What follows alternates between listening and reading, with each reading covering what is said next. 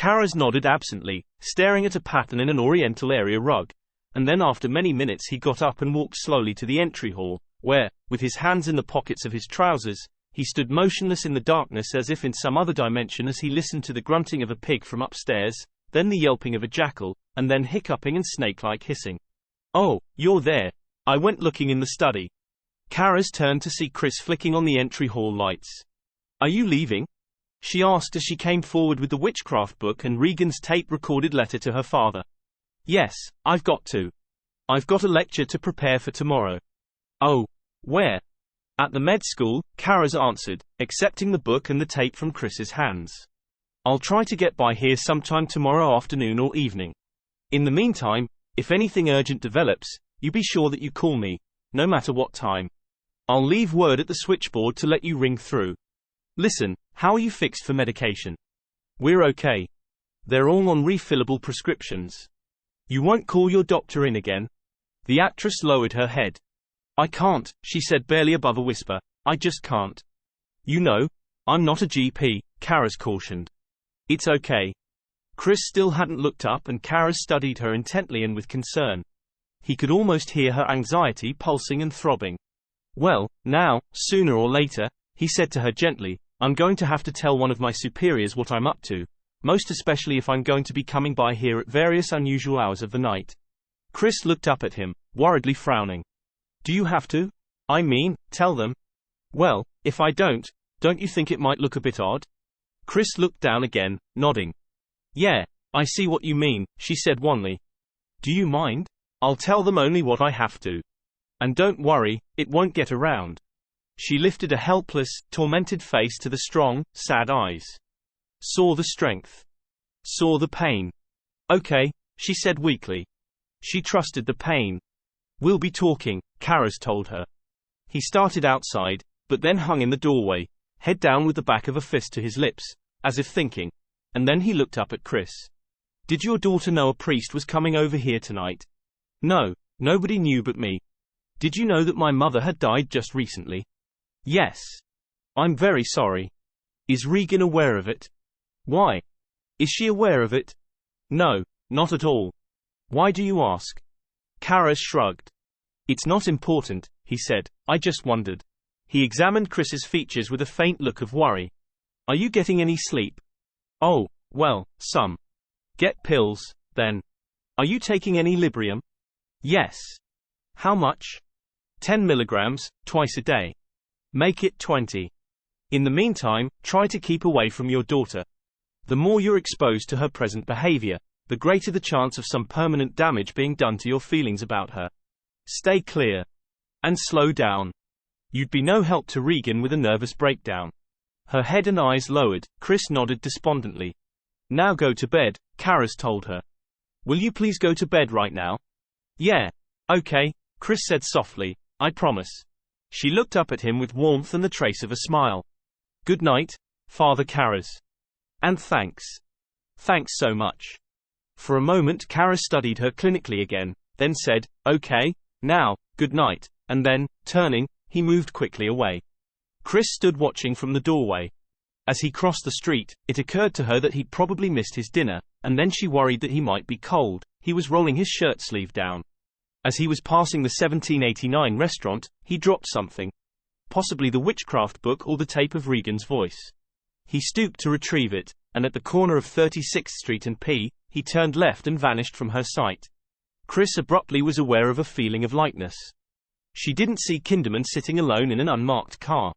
Half an hour later, Damien Karras hurried back to his room in the Jesuit residence hall with a number of books and periodicals taken from the shelves of the Georgetown campus library. Hastily, he dumped them on top of his desk and then rummaged through drawers for a package of cigarettes, and then, finding a half-empty pack of stale Camels, he lit one, drew on it deeply and held the smoke in his lungs as his mind went to Regan.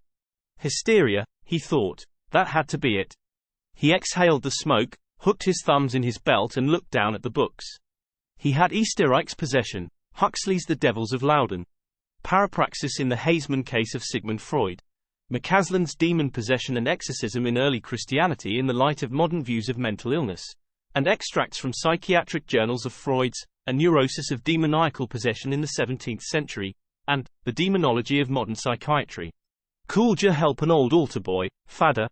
The Jesuit felt at his brow, and then looked at a sticky sweat on his fingers. Then he noticed that he'd left his door open. He crossed the room and closed it, and then went to a shelf for his red-bound copy of the Roman Ritual, a compendium of rites and prayers. Clamping the cigarette between his lips, he squinted through smoke as he turned to the General Rules for Exorcists, looking for the signs of demonic possession. He first skimmed it and then started to read more slowly. The exorcist should not believe too readily that a person is possessed by an evil spirit, but he ought to ascertain the signs by which a person possessed can be distinguished from one who is suffering from some illness, especially one of a psychological nature. Signs of possession may be the following: ability to speak with some facility in a strange language or to understand it when spoken by another, the faculty of divulging future and hidden events, display of powers which are beyond the subject's age and natural condition, and various other conditions which, when taken together as a whole, build up the evidence. For a time Karras pondered. Then he leaned against the bookshelf and read the remainder of the instructions. When he had finished, he found himself glancing back up at instruction number 8. Some reveal a crime which has been committed. A light knocking at the door. Damien? Karras looked up and said, "Come in." It was Dyer. "Hey, Chris MacNeil has been trying to reach you," he said as he entered the room. "Did she ever get hold of you?" "When? You mean, tonight?" "No, this early afternoon." "Oh, yes, Joe. Thanks. Yes, I spoke to her." "Good. I just wanted to be sure you got the message." The pixie-ish priest was prowling the room as if searching for something. "What do you need, Joe?" Karras asked. "Got any lemon drops? I've looked all through the hall but nobody's got any, and man do I crave one, maybe two," Dyer broodingly uttered, still prowling. "I once spent a year hearing children's confessions, and I wound up a lemon drop junkie. The little shitheads keep breathing it on you along with all that pot, and between the two I've come to think it's addictive." Dyer lifted the lid of a pipe tobacco humidor half filled with pistachio nuts. "What are these?" he asked. "Dead Mexican jumping beans?" Karras turned to his bookshelves, looking for a title. "Listen, Joe, I'm sort of busy right now and—" "Hey, isn't that Chris really nice?" interrupted Dyer, flopping down on Karras's cot and stretching out full length with his hands clasped comfortably behind his head. "Neat lady. Have you met her? I mean, seen her in person?" "We've talked," answered Karras as he plucked out a green-bound volume titled Satan, a collection of articles and Catholic position papers by various French theologians. He carried it back with him toward his desk. "Now then. Plain. Down to earth. Unaffected," Dyer ruminated obliviously while staring up at the room's high ceiling. "She can help us with my plan for when we both quit the priesthood." Karras looked at Dyer sharply. "Who's quitting the priesthood?" "Gays. In droves. Basic black has gone out." Karras shook his head in bemused disapproval as he set down the books on his desk. "Hey, come on, Joe," Karras chided him. "Take it to some lounge act in Vegas. Come on, Scoot. I've got a lecture to prepare for tomorrow."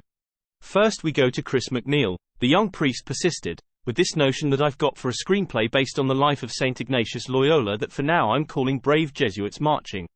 Tamping out his cigarette in an ashtray, Karras lifted his head to Dyer with a scowl. "Would you get your ass out of here, Joe? I've got some heavy work to do."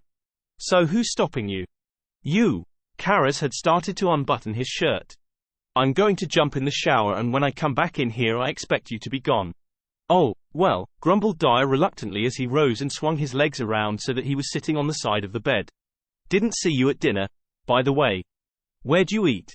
"I didn't." "That's foolish. Why diet when you only wear frocks? Is there a tape recorder here in the hall?" "There isn't even a lemon drop here in the hall." "Use the language lab." "Who's got a key? Father President?" "No. Father Janitor." "You need it tonight?"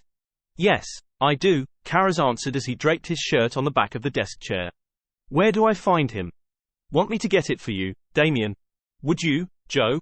I'm really in a bind." Dyer stood up. "No sweat." Karras showered and then dressed in a t-shirt and trousers. Sitting down to his desk, he discovered a carton of Camel non-filters, and beside it a key that was labeled Language Lab and another tagged Refectory Refrigerator.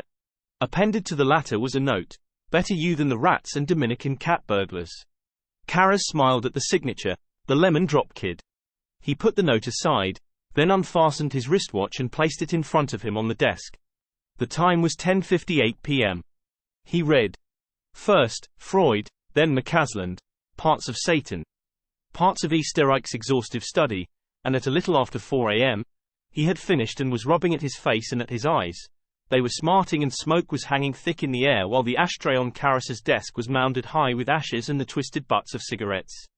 He stood up and walked wearily to a window, slid it open, gulped in the coolness of moist early morning air and then stood there thinking about Regan. Yes, she had the physical syndrome of possession. About that he had no doubt. In case after case, irrespective of geography or period of history, the symptoms of possession were substantially a constant. Some of them Regan had not evidenced as yet. Stigmata or the desire for repugnant foods, or insensitivity to pain as well as frequently loud and irrepressible hiccuping. But some others she had clearly manifested. The involuntary motor excitement, foul breath, furred tongue, the wasting away of the bodily frame, the distended stomach, the irritations of the skin and mucous membrane, and most significantly present were the basic symptoms of the hard core of cases that Easterreich had characterized as genuine possession. The striking change in the voice and in the features, plus the manifestation of a new personality. Through the window, Karras stared darkly up the street. Through the branches of trees he could see the MacNeil house and the large bay window of Regan's bedroom. From his readings he had learned that when possession was voluntary, as with mediums, the new personality was often benign. Like Tia, brooded Karras, the spirit of a woman who'd possessed a man, a sculptor, intermittently and for only an hour or so at a time, until a friend of the sculptor fell desperately in love with Tia and pleaded with the sculptor to permit her to permanently remain in possession of his body. But in Regan, there's no Tia, the priest reflected grimly, for the seemingly invading personality was malevolent and typical of cases of demonic possession where the new personality sought the destruction of the body of its host. And frequently achieved it. Moodily the Jesuit walked back to his desk, picked up a package of cigarettes and lit one. So okay, she's got the physical syndrome of demonic possession. Now how do you cure it? He fanned out the match. That depends on what caused it. He sat on the edge of his desk and reflected on the case of the nuns at the convent of Lille in early 17th century France. Allegedly possessed, they had confessed to their exorcists that while helpless in the state of possession, they had regularly attended satanic orgies at which they had varied their erotic fare. Mondays and Tuesdays, heterosexual copulation; Thursdays, sodomy, fellatio and cunnilingus with homosexual partners; Saturday, bestiality with domestic animals and dragons. And dragons?